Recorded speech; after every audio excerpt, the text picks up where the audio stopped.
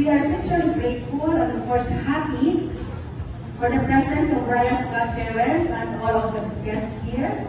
And others have traveled far from Bulacan, Manila, Candelaria, Quezon, San Tomas Batangas, Mindoro, Romblon, or kung saan Pabuka, may San Pablo Balacunas. Listening, wish ko sa'yo is lumaki kang may takot sa Diyos at maging katulad ka ng parents mo na very generous. Maraming salamat po, and for that,